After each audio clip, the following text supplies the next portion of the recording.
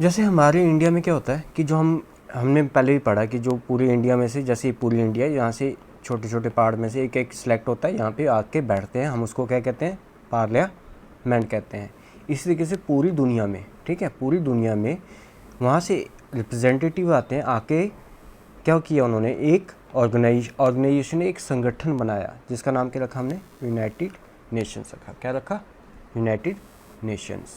ठीक है, अब देखो, United Nation is an organisation help to maintain a peace in the world. The world United Nation was first use by Franklin D Roosevelt, the president of United Nation of America.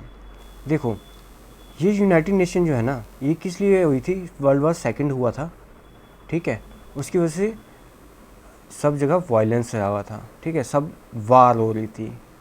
तो ऐसी wars future में ना हो, ऐसी वार future में ना हो, ठीक है, उसको बचाने के लिए हमने क्या बनाया, एक सब लोग आए, लोग मतलब अलग अलग कंट्रीज़ के बंदे आए, उन्होंने बैठा, उन्होंने एक ऑर्गेनाइजेशन बनाई जिसको हम यूएन बोलते हैं। ठीक है, ये यूएन पहली बार किसने वर्ड यूज़ किया था? ये फ्रैंकलिन डी रूजवेल्ट ने लिखा था। ये कौन सा था? यूएस का प्रेसिडेंट था। कौन था? यूएस का प्रेसिडेंट था। उसके बाद देखो फॉर्मेशन, अब यूएन के फॉर्मेशन के बारे में पढ़ेंगे। We have read that second world war cause the last state restriction, मैंने बता दिया आपको, ठीक है ना। This countries prayed hope for the world peace. उसके बाद इन्होंने यही कहा कि वर्ल्ड पीस होनी चाहिए, ठीक है। और कितने रिप्रेजेंटेटिव आए थे कंट्री के? 51 आए थे। कितने आए थे? रिप्रेजेंटेटिव क्या होता है कि जो एक कंट्री को रिप्रेजेंट करता है, जो एक कंट्री को दिखाता है कि मैं इस कंट्री से, कंट्री अपना एक बंदा भेजती है जो उसको रिप्रेजेंट करता है, उसको क्या बोलते हैं हम? रिप्रेजेंटेटिव। कितने रिप्रेजेंटेटिव थे? 51 कंट्रीज़ के आए थे। उन्होंने वो मिले, कहाँ मिले? San Francisco. याद रखना, ये पूछेंगे कहाँ मिले, कोई किसने यूज़ किया, ठीक है ना। फ्रैंक डी रूजवेल्ट ने किया, फ्रांसिस्को में मिले, ठीक है। कब मिले? 24 अक्टूबर 1945 में मिले। उन्होंने एक चार्टर, यानी कि उन्होंने एक पूरा एक पेज का पूरा पेपर बनाए, ऐसे कई पेपर्स बनाए, उनमें उन्होंने लिखा कि हम ये करेंगे, ऐसी ऑर्गेनाइजेशन होगी, ये इस जगह यहाँ रोल प्ले करेगी, उसको हम क्या बोलते हैं? चार्टर। उन्होंने एक साइन किया पेपर्स, और इंडिया भी उसमें से एक था। The charter created new international organisation जिसको हम यूनाइटेड नेशन ऑर्गेनाइजेशन बोलते हैं, यूनाइटेड नेशन ऑर्गेनाइजेशन बोलते हैं। और 24 अक्टूबर को हम कैसे मनाते हैं? United nation day. क्या मनाते हैं? United nation day.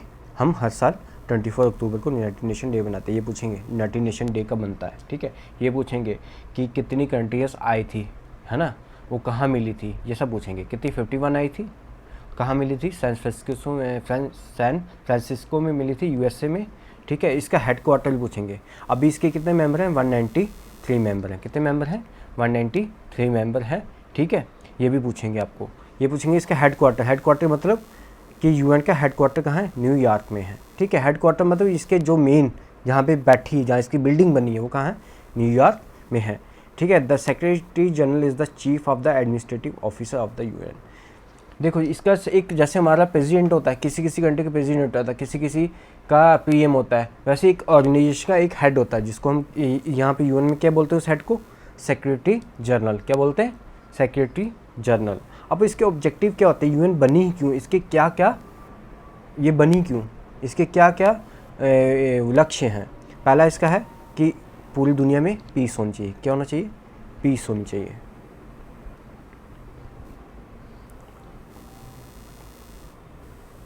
फिर दूसरा क्या है कि कॉपरेशन क्या होता है कि जो अलग अलग कंट्रीज़ हैं उनके बीच में तालमेल बिठाना, उनके बीच में लड़ाई नहीं होने देना, उनके बीच में और अच्छे संबंध बनाना, ठीक है। To improve the social and economic condition of the people, लोगों का इकोनॉमिक भी अच्छी हो और उनका रहन सहन या सोशल जो इन्वायरमेंट है उनका वो भी अच्छा हो, ये भी इम्प्रूव करना।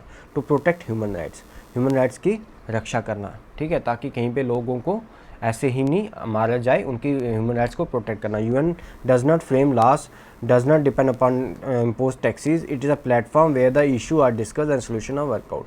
ना ये लॉस बनाती है। अब आप देखो कि कोई कंट्री है, कोई ऑर्गेनाइजेशन कहीं दूसरी दुनिया में बनी हुई है, मतलब दूसरी स्टेट में बनी हुई है, दूसरी कंट्री में, वहाँ पे अगर अपना लॉ थोपेगी तो हमारी तो इंडिपेंडेंस नहीं ना रही, फिर इंडिया उसके गुलाम हो गया। वो ऐसे वो लॉ किसी के लिए नहीं बनाती है, ना ही वो क्या करती है, ना ही वो टैक्स इम्पोज करती है। टैक्स यहाँ पे इंडिया टैक्स करता है इम्पोज, तो पार्लियामेंट है ना, वो लाज बनाती है, वो टैक्स इम्पोज करती है। लेकिन ये ऐसी नहीं करती, ये क्या करती है कि जो प्रॉब्लम्स होती हैं अलग अलग कंट्रीज़ को, वहाँ आके डिस्कस करते हैं, उस प्रॉब्लम्स को हल करने की कोशिश करते हैं। Any country that is committed to peace and accept the goal of the UN charter and become its member, कोई भी कंट्री जो शांति फैलाए और जो एक्सेप्ट करे कि UN चार्टर को, जो UN चार्टर, UN में जो चार्टर हमने पढ़ा था, जो पेजेस में जो शर्तें लिखी हुई हैं, जो रूल्स लिखे हैं उसको माने, तो वो क्या, वो इसका मेंबर बन सकता है। The organisation strive to make the world safe for the present and future generation. ये क्या चाहते हैं कि आज की पीढ़ी और आने वाली पीढ़ियों को लिए हम सुरक्षित भविष्य बनाएं। कैसे? अगर पीस होगा तो आराम से हम खा पाएंगे, पढ़ पाएंगे, अपनी प्रोग्रेस कर पाएंगे। अगर पीस नहीं होगा तो क्या होगा? लड़ाइयाँ होंगी, जैसे अफ़गानिस्तान में है। तो जब लड़ाई होंगी तो पढ़ पाओगे? नहीं ना पढ़ पाओगे। कमा पाओगे? नहीं ना कमा पाओगे। एजुकेशन मिल पाएगी आपको? नहीं ना मिल पाएगी।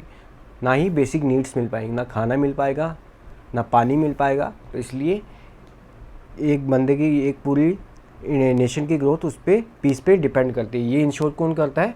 यूनाइटेड नेशन करता है, ताकि दो कंट्री के बीच में वार ना हो पाए। अब आगे, ऑर्गन ऑफ UN, इसके कौन कौन से ऑर्गन है, किस किस से बना हुआ है? पहला है जनरल असेंबली। इस UN में एक जनरल असेंबली है, जहाँ पे जो इसका मेन ऑर्गन है, जैसे हमारी पार्लियामेंट है जहाँ पे रिप्रेजेंटेटिव आके बैठते हैं, डिस्कस करते हैं, वैसे ही यहाँ पे ईच मेंबर, जो एक कंट्री का बंदा होगा, वो यहाँ आके क्या करेगा? यहाँ आके डिस्कस कर सकता है अपने इशू, और वोटिंग भी यहाँ पे होती है। कोई अगर कोई इशू है, मान लो कोई इशू है किसी कंट्री की, मतलब कोई इशू आया, अब ने यहाँ पे सभी कंट्रीज़ बैठी हैं, ये अपना अपना वोट देंगे, क्या इस इशू को ये प्रस्ताव पारित, मतलब कि या ये पास करेंगी या इसको फेल करेंगी। अगर ज़्यादा कंट्री इसके हक में वोट देगी तो ये पास हो जाएगा। It meet every year in the September, याद रखना कब मीट होते हैं? हर साल होते हैं, लेकिन कब? सितंबर में। To discuss the debate issue on the peace and security, किस पे डिस्कस करने के लिए? पीस और सिक्योरिटी में डिस्कस करने के लिए ये हर साल सितंबर में मिलती हैं। अगला है सिक्योरिटी काउंसिल। अगला कौन सा हो गया? Security council is responsible for maintaining international peace and the security. अब देखो, ये जो एक हो गया काउंसिल, एक जनरल असेंबली। सिक्योरिटी काउंसिल में ये, ताकि कहीं पे लड़ाई ना हो जाए, पीस मेंटेन करने के लिए और सुरक्षा प्रदान करने के लिए ये काउंसिल बनी है। कितने मेंबर होते हैं इसमें? 15 होते हैं। कितने होते हैं? 15, जिसमें से 5 परमानेंट है। 5 क्या है? परमानेंट है। कौन कौन परमानेंट है? चाइना, फ्रांस, रशिया, UK और USA। ये 5 जो ऐसे 15 है मेंबर हैं, ये 5 क्या हैं? 5 उसमें फिक्स हैं, ये आएंगे ही आएंगे, इस बैठक में आएंगे ही आएंगे, ठीक है। The rest are non permanent, बाकी जो 10 हैं वो क्या है? नॉन परमानेंट है। वो are elected on a period of 2 year. याद रखना, कितने साल के लिए वो इलेक्ट होते हैं? 2 साल के लिए। याद रखना, ये पक्का पूछेंगे आपको, कितने साल के इलेक्ट होते हैं? 2 साल के लिए। अभी इंडिया इसमें है नॉन परमानेंट मेंबर, तो कितने साल के लिए? 2 साल के लिए है, ठीक है। Next, economic and social council. क्या है? Economic and social council. The UN created a network of agency to help the poor and the sick and the illiterate. इसने ये क्यों क्रिएट किया? ताकि किसकी हेल्प कर पाए? गरीबों की, बीमारों की, और जो अनपढ़ हैं उनके ही क्या कर पाए? हेल्प कर पाए। This agency look after the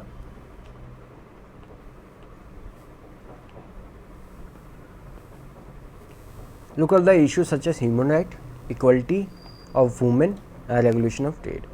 ये देखते हैं कि कहाँ ह्यूमन राइट्स वायलेट हो रहे हैं, वहाँ पे करते हैं कि वुमेन को इक्वलिटी हुई है कि नहीं हुई, ठीक है, वुमेन के साथ कोई अत्याचार तो नहीं है, वो देखते हैं, और रेगुलेशन ऑफ ट्रेड भी देखते हैं, ठीक है।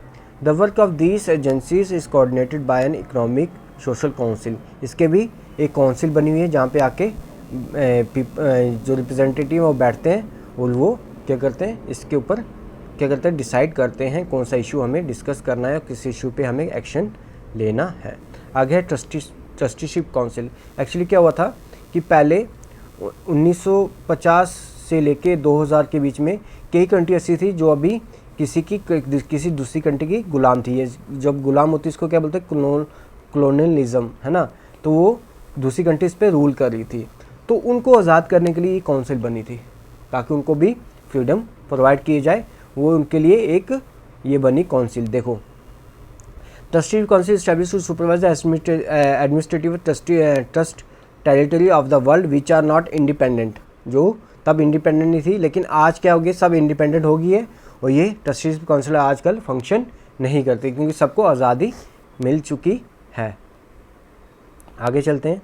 सेक्रेटरीट, अब देखो यूएन है, यूएन में जो काम काज होता है, ठीक है, जो पेपर्स होंगे, जो फाइल्स होंगे, जो रूल्स बने होंगे, कहीं सेक्रेटरीट में आके कहीं तो होगा ना, इसका ऑफिस होगा, तो वो किसको क्या बोलते हैं, सेक्रेटरीट। ये डे टू डे वर्क देखता है यूएन के, जो रोज़ का मरा के काम होते हैं वो देखता है। ये look after the policy and programme, वो देखता है कि कौन कौन सी पॉलिसी और प्रोग्राम्स हमने बनाए थे led by the other organs of the UN, क्योंकि 6 इसके बाकी ऑर्गन्स हैं, है ना, ये उन ऑर्गन्स के जो प्रोग्राम्स हो गए इसमें आएंगे लिखे हुए, है ना, उसके फिर वहाँ पे फाइलें यहाँ पे पड़ेंगी, उसको इम्प्लीमेंट करेगा, उसको ये देखेगा किसी इम्प्लीमेंटेशन हुई है कि कौन सी यहाँ पे वादा आ रही है, कि क्या आज का क्या काम है। यूएन तो चलता रहेगा ना, कंट्रीज एक साल में आके मिलेंगी, लेकिन बाकी तो काम होता रहेगा, वो होता है सेक्रेटरीट में। इसका क्या होता है, इसका हेड कौन होता है, सेक्रेटरी जनरल होता है। इसका हेड कौन सा होता है, सेक्रेटरी जनरल कहते हैं उसको। अब है एक, अब देखो, अब यूएन में है पूरी बॉडी बनी है।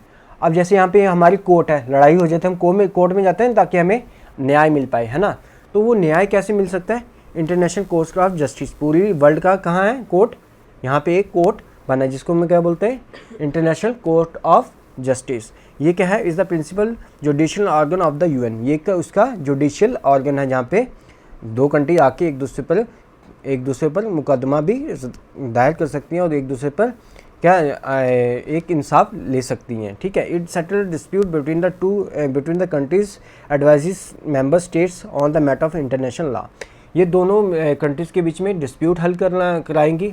अगर उन दोनों के बीच में कोई डिस्प्यूट है, डिस्प्यूट कहते हैं कुछ लड़ाई होगी, या मतलब कुछ में उनके कुछ ऐसा सर्कमस्टांसेस होगी जो उन दोनों के फेवर नहीं होता, जो कहता है तुमने गलत किया, वो कहता है तुमने गलत किया, वो यहाँ आके अपना हल कर सकते हैं।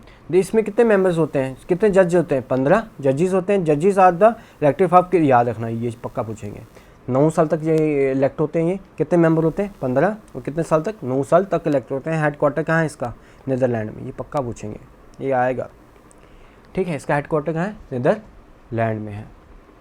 चलिए ये देखो सेक्रेटरी जनरल है, अभी कौन है, बान की मून, 2016 तक था, अभी कोई और है, ये था, ठीक है। अभी कौन है पता नहीं कौन है, हाँ एंटियो हो गया, वो रिकॉर्डिंग चल रही।